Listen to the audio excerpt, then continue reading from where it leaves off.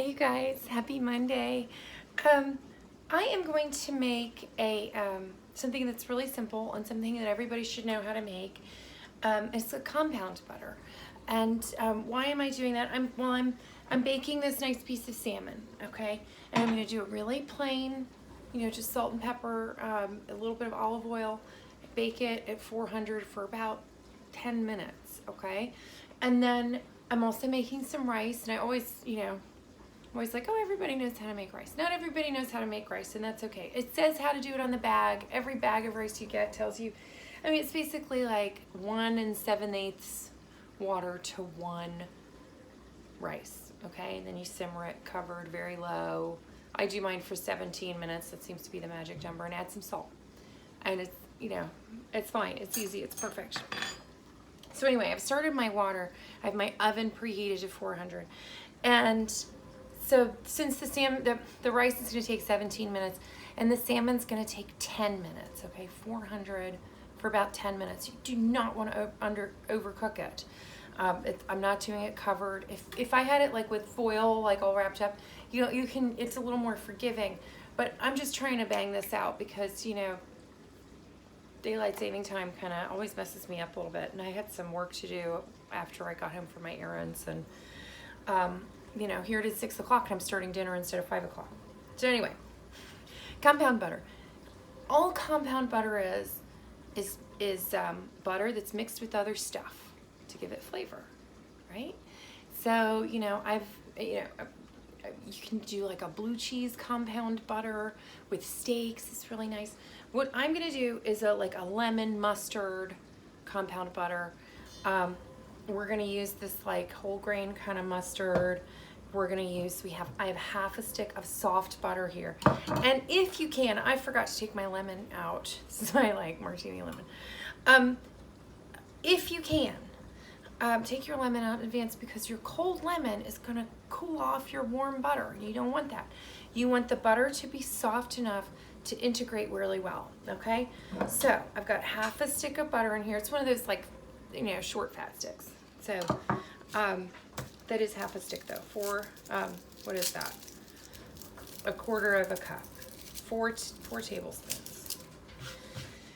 And then I also have sort of a small shallot. And this might even be too much for me, but I also should not be eating 4 tablespoons of butter. So what I'm probably going to do is make the half a stick of butter with the whole shallot and half a lemon and save it for something else, I don't know. Mix it with some tuna, or I don't know what I'd do with it. Probably it's really good. Oh yeah, it's almost like making those little party ham sandwiches that we've done together before. Okay, so I am going to like mince up this shallot pretty finely. And you remember how I do that? I cut it in half this way, and then I'm going to do half moons across. And then once I have all these half moons, I'm going to kind of, rock the knife back and forth to get little teeny weeny pieces. And this knife sounds like it needs to be sharpened. What a shame. So whoever's in charge of the knife sharpening is sleeping on the job. That's me. I have a real day job, you guys. Sometimes, our scullery duties kind of fall behind. Anyway, so I'm just sitting here, rocking the knife back and forth. That's why they have, I know those Sentoku knives were really popular for a while, but these sort of classically shaped knives that are curved are easier for doing fine chopping like this, in my opinion, in my experience. I can hear my rice going. And, oh, and I also need to start some water for steaming some broccoli here. Now, I am, shoot. I was like, oh shoot. I'm gonna give this rice a little quick stir. I'm gonna put its lid on. I'm gonna knock it down to nothing. And then I'm gonna set the timer. and get moving, you know, keep moving on the compound butter.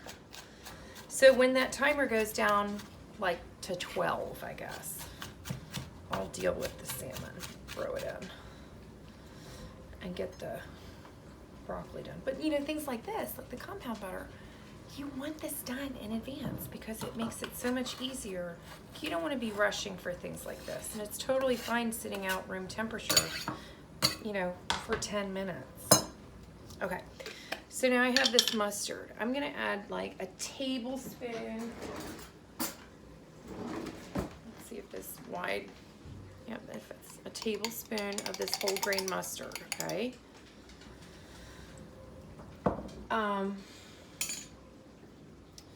And I need a clean knife for this. I don't want my extra half of my lemon to taste like shallots, so, you know, fresh knife. Then we're gonna use our little lemon juicer here, our little friend. And remember what I said before, I know I kind of like have completely stripped this thing of its peel, making martinis. I had a friend visiting from college this weekend. So it wasn't just me, it's not just me. Anyway, and you know, remember I love this lemon juicer because it has like the seeds stay in. I've got that lemon, that half a lemon. I'm gonna pour that in. And maybe like, you know, I use unsalted butter. So like, you know, half a teaspoon of salt or less, quarter. And then the last thing, I'm gonna use some marjoram. And not all of this looks good because I forgot I had it. I was looking for the tarragon, which I already used all of on the chicken on Saturday. So marjoram it is, and marjoram's great with fish. Marjoram's good with everything because it's like it's related to oregano, but it doesn't have that same kind of peppery kick, you know. I grew the Greek oregano. I like it better. It's a little stronger. Might as well have things taste like they taste, you know? So this is right now, I'm trying to, not all of this, as I said, not all of this is good, so. I don't know. I mean, the dog has completely lost his mind. He was hooting at the table last night at the lettuce. Like he thought that was just the end all. So what I have here is this little pile that looks like a quarter of a cup, but now we've seen this magic before. Some of that is just fluff, right? It's just the air spaces between the leaves. And when you get it down to be really fine, all those air spaces go away and it's more like a tablespoon. Maybe a little bit more. Let's see. And you want it fine enough. You know, again, like as I've said before, I am not a restaurant. I'm not a pastry chef. I'm not any chef. I'm just somebody who's been cooking so long. I started cooking when I was 8 years old. And I'm 46. So, okay, there's that. We're gonna put this in here. And you know, a lot of this is just memory. And I've said this before, you guys are keeping me honest. I shouldn't say never, but I very infrequently measure things, which is terrible, but now I am. Okay, so we got this here. And I'm just gonna kind of mash it up with a fork. My dog thinks he needs to be fed. Or maybe there's a squirrel in the potted plants. All of it is very urgent to him. And you know what you can do too, sometimes people, you know, they make it room temperature like this, and then you kind of put it in a log and cut, you put it in the fridge and have it set up, and you know, put it in a log, like roll it in wax paper and then cut coins, and then you kind of put it on top to melt. But this is sort of an immediate thing for me. I'm sort of making a mess. And you know, this is like some of those other things that you mix together. You know, I probably got too small a bowl, even though it's not that much stuff, because I've made sort of a mess around the edge. But that's what it looks like. Okay, and I'm just gonna kind of leave this here to do its thing, to think. I'm gonna clean up my little workspace, and I'm gonna put the salmon in when it's time. It's time like in 1 minute, but you know, rice can sit for a minute. And you know, get the water going for the broccoli. And when the salmon comes out of the oven, it's gonna be really nice and hot and kind of, you know, a little